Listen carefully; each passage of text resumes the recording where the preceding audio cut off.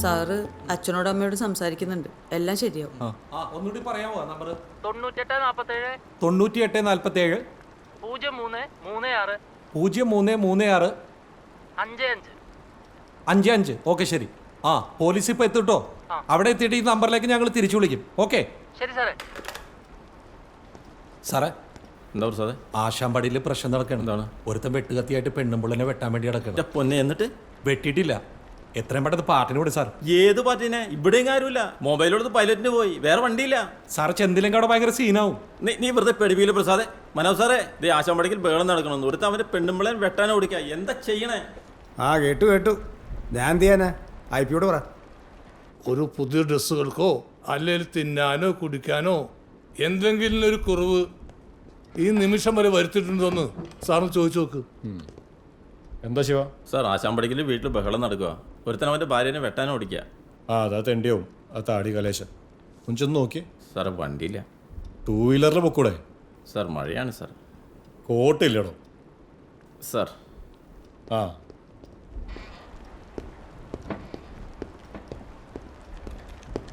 ഈ മഴയത്ത് 2 വീലർ പോകാൻ സാറ് പറയണേ.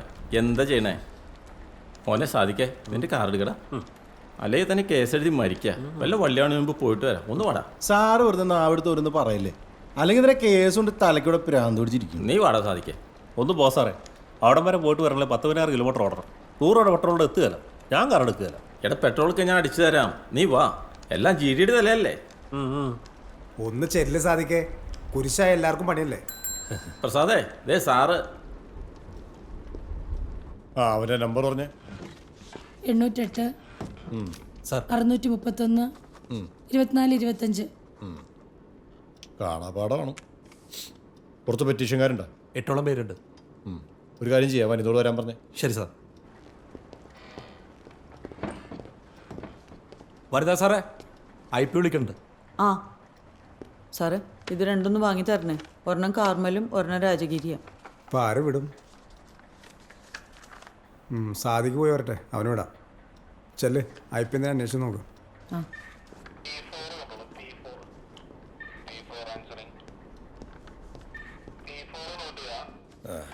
സാർ. എന്താ ചെയ്യാവനിത്? പണ്ട് പാമ്പിൻ്റെ വണ്ടിയുടെ കഥ പറഞ്ഞ അവസ്ഥയാ. രണ്ടുപേരും പരസ്പരം കുറ്റപ്പെടുത്തുന്നല്ലാതെ കരക്കെടുക്കുന്ന ലക്ഷണമൊന്നുമില്ല. പുറത്താണെങ്കിൽ ഒരുപാട് പെറ്റീഷൻകാർ വെയിറ്റിംഗാ. ഒരു കാര്യം ചെയ്യും, വനിതന് ഇത് ഹാൻഡിൽ ചെയ്യും. ഇതാ തെണ്ടിയുടെ നമ്പറാ. മറ്റേ ഒന്ന് വിളിപ്പിക്കേ. വരുമ്പോൾ എനിക്കൊന്ന് കാണണവനെ. വരൂ. ശരി.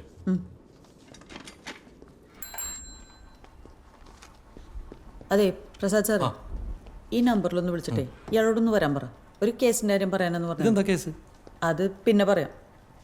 ഈ കേസിനാണോ സാധിച്ചല്ല? അല്ലല്ല, അത് പെറ്റീഷൻകാരെ വിളിക്കാനായിരിക്കും. ഇവിടെ നിൽക്കട്ടോ, ഒരു മിനിറ്റ്.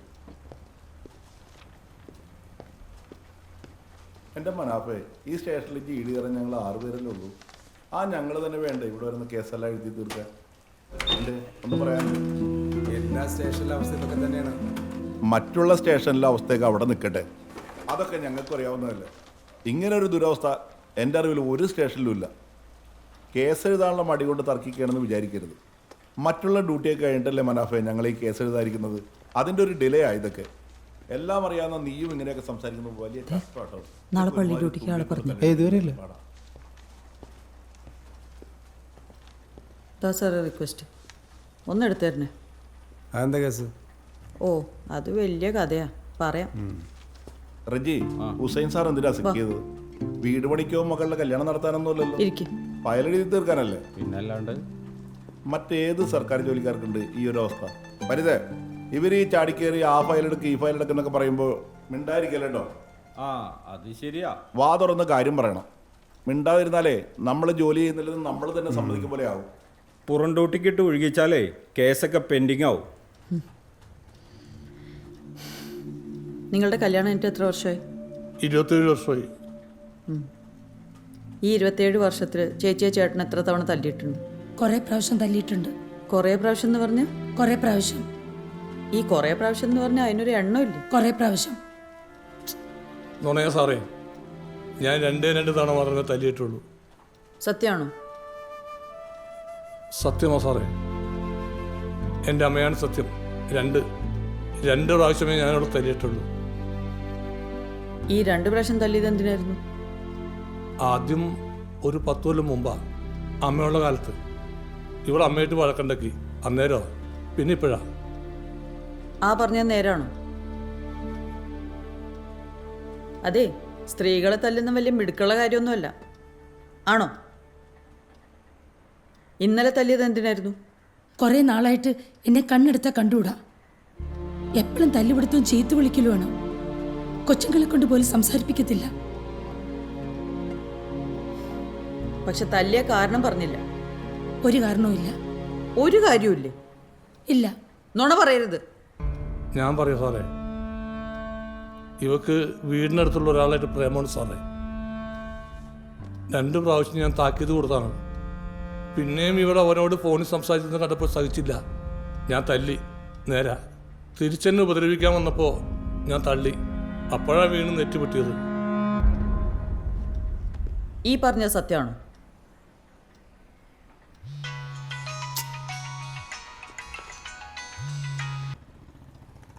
ഹലോ, അതെ, നിന്റെ മോൾ എടുത്തുണ്ട്, ഞാൻ കൊടുക്കാം.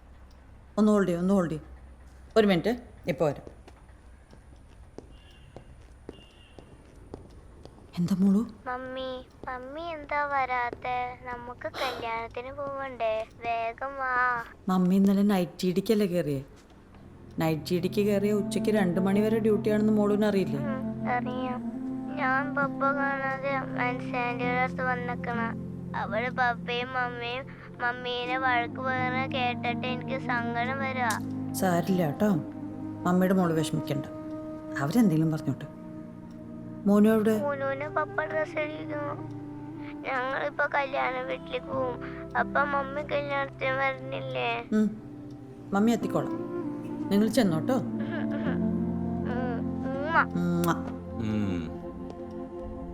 ഫോണിൽ കൂടെയൊക്കെ ഇങ്ങനെ പബ്ലിക്കായിട്ട് മുത്തം കൊടുത്താ വിസിറ്റേഴ്സ് ഒക്കെ വെറുതെ സംശയിക്കൂട്ടെ. അവര് സംശയിച്ചോട്ടെ, നേതാവിന് സംശയമൊന്നുമില്ലല്ലോ. എനിക്ക് സംശയമൊന്നുമില്ല. വനിതാ മേഡമായിട്ട് സംശയിക്കാനൊരു വക വേണ്ടേ? എവിടെ കാണാനേ ഇല്ലല്ലോ, ചുളു അടിച്ചടക്കല്ലേ. പിന്നെ ചുളു സെക്കൻഡ് പാറാവ. 8ഓളം സമൻസും സർവ് ചെയ്തിട്ടുള്ള വരവ. 1.5 പാറാവും. റെസ്റ്റ് സമയം ഈ പ്രോസസ്സും. ദേ ഇവനെ ഞാനായതുകൊണ്ട് വെടിവെച്ച് കൊല്ലുന്നില്ല.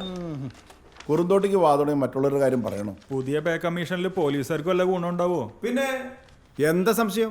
ഉറപ്പായിട്ട് ഗുണമുണ്ടാവും. പേ കമ്മീഷനിൽ അസോസിയേഷന്റെ ശക്തമായ ഇടപെടലും നിർദ്ദേശങ്ങളും ഉണ്ടാവും, അല്ലേ നേതാവേ? മനാബ് സാറേ, റൈറ്റർ നമുക്ക് കിട്ടുന്ന നൈസായിട്ട് താങ്ങിയതാണല്ലേ. ആ റിസ്ക് അലവൻസ് ഒന്ന് കൂട്ടി തന്നാൽ മതി. അല്ലെങ്കിൽ ആ അലവൻസ് അങ്ങ് ക്യാൻസൽ ചെയ്താലും മതി. സ്വയം പുച്ഛം തോന്നുന്ന ഒരു ഏർപ്പാടാത്. 100 കൊലുവ. പിന്നെ പറഞ്ഞ കറക്റ്റാ. ഈ മൃഗസംരക്ഷണ വകുപ്പിലൊക്കെ നമ്മുടെ 4 ഇരട്ടി റിസ്ക് അലവൻസ്. ഇന്നേ വരെ ആ വകുപ്പിൽ ആരെങ്കിലും പശുകുത്തിയെന്നോ കാളകുത്തിയെന്നോ കേട്ടിട്ടുണ്ടോ? ഞാൻ കേട്ടിട്ടില്ല. ഒരു വർഷത്തിലെ ഡ്യൂട്ടിക്കിടെ എത്ര പോലീസുകാർ ജീവന പോകുന്നു? ടെൻഷൻ അടിച്ച് പോകുന്നവരുടെ കണക്ക് വേറെ. എന്നിട്ടും ഈ നക്കാപ്പിച്ച പരിഗണന മാത്രം. അത് ശരിയാണല്ലോ. അതെ, ശരിയാണ്. ചുളു അടിക്കണ കാര്യം മാത്രം ആലോചിച്ച് നടന്നാൽ മതി. പിന്നെ ചുളു കൊല്ലുട്ടാ ഞാൻ. 3 ആക്കട പണിയെടുപ്പിച്ചിട്ടാ പന്നി പറയണേ. ശമ്പള വർധനവില്ലേലും കുഴപ്പമില്ല, ആ റിസ്ക് അലവൻസ് ഒന്ന് കൂട്ടി തന്നാൽ മതി.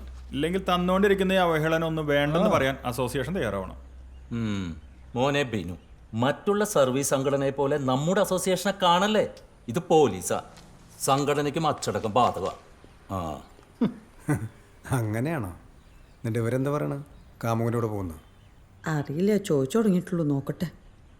മറ്റവനെ വിളിപ്പിക്കാൻ പ്രസാദ് സാറിൻ്റെ അടുത്ത് നമ്പർ കൊടുത്തിട്ടുണ്ട്. പിന്നെ സാറ്, എനിക്ക് നാളെ ലീവ് വേണം. ഹസ്സിൻ്റെ അമ്മാവൻ്റെ മോളുടെ കല്യാണമോ.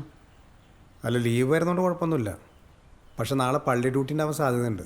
കഴിഞ്ഞ ആഴ്ചത്തെ പോലെ 5 പേരെ വേണമെന്ന് പറഞ്ഞാൽ ഇടങ്ങറായി പോട്ടാ. വേറെ ആളില്ല. അയ്യോ സാറേ, അങ്ങനെ പറയല്ലേ. നാളെ എന്ത് സംഭവിച്ചാലും എനിക്ക് ലീവ് വേണം. അവർ ഓൾറെഡി പോയി കഴിഞ്ഞു. ഞാൻ ഇവിടെ നിന്ന് ഒറ്റയ്ക്ക് പോകണം. പുള്ളിക്കാരൻ്റെ കൂടെ പോകാത്തതിന് ഇപ്പം തന്നെ കട്ട കലിപ്പിലാണ്. എനിക്കൊരു ഡേ ഓഫ് വന്നാൽ മതി സാറേ. നോക്കട്ടെ, പേപ്പർ എഴുതി വയ്ക്കി.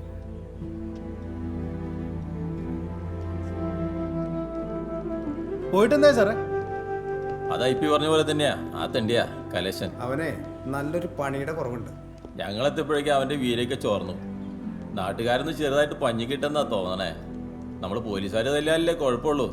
അവനെ വിളിച്ചുകൊണ്ട് നാളെ രാവിലെ സ്റ്റേഷനിലേക്ക് വരാൻ അവൻ്റെ പെണ്ണുമ്പോഴോട് പറഞ്ഞുകൊണ്ട് വരുമ്പോൾ മനവസാരനൊന്ന് കൈകാര്യം ചെയ്തേരെ. ചേട്ടനും പിള്ളേരൊക്കെ പറയുന്നതിൽ വല്ല കാര്യമുണ്ടോ? ഞാനത് വിശ്വസിച്ചിട്ടില്ല, അതുകൊണ്ടാ. അപ്പൊ സത്യം തന്നെ. ചേച്ചിക്ക് എത്ര വയസ്സായി? 55. ഇന്നത്തെ കാലത്ത് മനുഷ്യൻ 70 വയസ്സ് വരെ ജീവിച്ചാൽ ജീവിച്ചു എന്ന് പറയാം, അല്ലേ? അവൻ്റെ കാര്യം കേട്ടെടുത്തോളം ആളത്ര ശരിയല്ല. അല്ലെങ്കിൽ കുടുംബമായിട്ട് താമസിക്കുന്ന അയൽവാസിയായ ചേച്ചിയുടെ അടുത്ത് അവനിങ്ങനെ പെരുമാറുമോ? ആണുങ്ങൾ പല രീതിക്ക് വരെയും പോവുകയൊക്കെ ചെയ്യും. നമ്മൾ സ്ത്രീകൾ അതുപോലെ ആയാൽ പിന്നെ കാര്യങ്ങൾ എന്താവും? കൂട്ടിയാൽ കൂടാത്ത നഷ്ടാവില്ലേ? പെറ്റ പിള്ളേർ പോലും തിരിഞ്ഞു നോക്കാതാവില്ലേ? ഞാൻ പോലീസിലേക്ക് വന്നിട്ടൊരു 10-16 വർഷമായി. ഇതുപോലത്തെ ഒരുപാട് കേസുകൾ കണ്ടിട്ടുള്ളതുകൊണ്ട് പറയാം. ചേച്ചിക്ക് ഞാൻ പറയുന്ന വല്ലതും മനസ്സിലാവുണ്ടോ ആവോ? മനസ്സിലായി സാറേ. ഞാൻ അയാളുടെ കൂടെ ഒളിച്ചോടി പോകാനൊന്നും തീരുമാനിച്ചിട്ടില്ല. പോരെ? പിന്നെ ഈ പാവ മനുഷ്യന്റെ ഭാര്യയാണെന്ന് പറഞ്ഞു നടന്നിട്ട് ആ ചെറ്റയുടെ ബന്ധം തുടരാനോ? ഇയാളുടെ കാര്യം പോട്ടെ, നിങ്ങൾക്ക് 2 മക്കളില്ലേ? കല്യാണം കഴിഞ്ഞ ചെക്കനില്ലേ? അവർക്കൊന്നും സമൂഹത്തിൽ ഇറങ്ങി നടക്കണ്ടേ? ഒരു മോശപ്പെട്ട സ്ത്രീയാണ് അവരുടെ അമ്മ എന്ന് നാട്ടുകാരെ അറിഞ്ഞു കഴിഞ്ഞാൽ അവരെങ്ങനെ ജീവിക്കും? അതിനെപ്പറ്റി ആലോചിച്ചിട്ടുണ്ടോ? സാറിന്റെ ചോദ്യമൊക്കെ കഴിഞ്ഞോ? കഴിഞ്ഞെങ്കിൽ ഞാനൊന്ന് പറയട്ടെ. ഈ മനുഷ്യൻ എന്നോട് സംസാരിച്ചിട്ട് എത്ര നാളായെന്ന് സാറൊന്ന് ചോദിച്ചോ? ഇല്ലല്ലോ. 5-6 വർഷമായി ഈ മനുഷ്യൻ എൻ്റെ മുഖത്ത് പോലും ഒന്ന് നോക്കിയിട്ട്. ഇല്ലാത്ത വിഷം എല്ലാം കൂടെ കുത്തിക്കയറ്റി സ്വന്തം മക്കൾ പോലും എന്നോടൊന്നും മിണ്ടാറില്ല. ഇതൊക്കെ ശരിയല്ലെന്ന് സാറിന് ചോദിച്ചു നോക്ക്.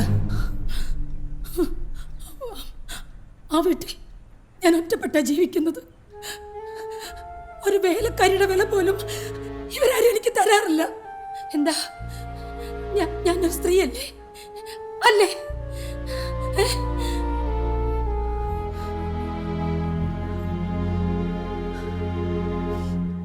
അതെ, ഒന്ന് പുറത്തു കിട്ടി. ഞാൻ പിള്ളേരോടൊന്ന് സംസാരിക്കട്ടെ. ചെല്ലു.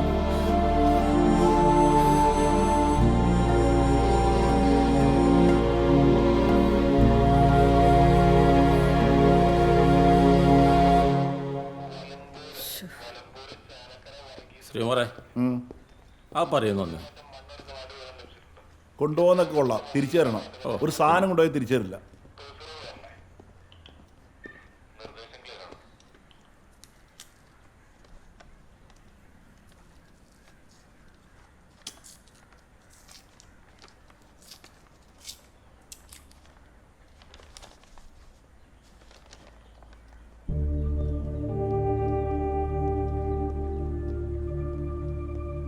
അതെ, വാ.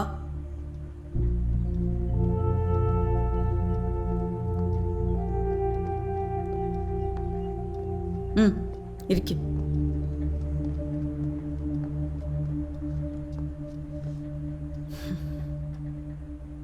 അമ്മയും അയാളും തമ്മിലുള്ള ബന്ധം ഏകദേശമൊക്കെ സത്യം. അമ്മ ഒന്നും നിഷേധിച്ചിട്ടില്ല. പക്ഷെ ആ ബന്ധം തുടങ്ങുന്നതിന് മുമ്പ് നിങ്ങളുടെ അച്ഛനും അമ്മയും തമ്മിൽ എന്തോ കാര്യമായിട്ടുള്ള അകൽച്ച സംഭവിച്ചിട്ടുണ്ട്. അങ്ങനെയൊന്നും ഇല്ല മാഡം, അതൊക്കെ അമ്മയുടെ തോന്നലാ. ആയിക്കോട്ടെ, പക്ഷേ ഈ മാറ്റം തുടങ്ങിയിട്ട് എത്ര നാളായി അമ്മയ്ക്ക്? അത് കുറച്ച് നാളായി. ഈ ബന്ധം തുടങ്ങിയിട്ട് അധികം കാലമായിട്ടില്ല, അത് ഉറപ്പാ. പക്ഷെ നിങ്ങളുടെ അച്ഛനും അമ്മയും തമ്മിൽ കാര്യമായിട്ടുള്ള എന്തോ ഇഷ്യൂ ഉണ്ട്. നിങ്ങൾക്ക് അതിനെപ്പറ്റി എന്തെങ്കിലും അറിയോ? ഇല്ല മാഡം. നിനക്ക് വല്ലതും അറിയോ? ഇല്ല. എന്നാ ഉണ്ട്. അമ്മയുടെ നിങ്ങളോടുള്ള സമീപനം എങ്ങനെയാ? അത് കുറച്ച് കാലമായിട്ട് അമ്മയിൽ വല്ലാത്തൊരു ചേഞ്ച് ഉണ്ട്. അതൊക്കെയാ. പക്ഷേ പണ്ടൊന്നും ഞങ്ങളുടെ അമ്മ ഇങ്ങനെ ആയിരുന്നില്ല. വലിയ സ്നേഹമായിരുന്നു. ഇപ്പോൾ എല്ലാത്തിനും കുറ്റവും ബഹളവും മാത്രമേ ഉള്ളൂ. ഈ ഫുഡ് ഉണ്ടാക്കുന്നത് തന്നെ എന്താ പറയുക, സ്വാദൊന്നും ഉണ്ടാവാറില്ല. അങ്ങനെ പിന്നെ എൻ്റെ വൈഫ് കിച്ചണിൽ കയറി തുടങ്ങി. അത് അതിലും വലിയ പ്രശ്നമായി. എന്നും വഴക്കാ. അങ്ങനെ പിന്നെ ഒരു രക്ഷയില്ലാണ്ട് ഞങ്ങൾ കാക്കനാടക്ക് സ്ഥലം മാറിയ. ഞങ്ങൾ രണ്ടുപേരും ഇൻഫോ പാർക്കിലാണ് വർക്ക് ചെയ്യുന്നത്. അപ്പോൾ ആ ഒരു സൗകര്യം നോക്കി. പിന്നെ അമ്മയുടെ ഈ കാര്യങ്ങളൊന്നും വൈഫിനറിയില്ല. മാഡം, ഞങ്ങൾക്ക് ഞങ്ങളുടെ അമ്മേനെ തിരിച്ചു വേണം.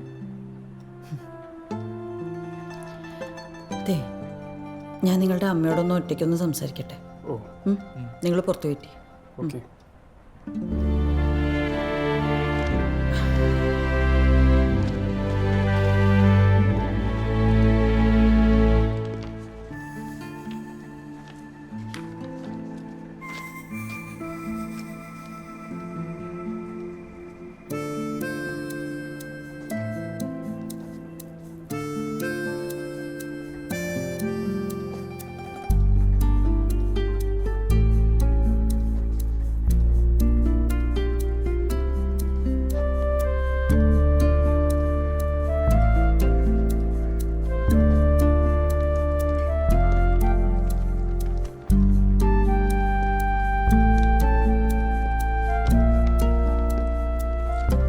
സാർ ഒരു ഡേ ഓഫ്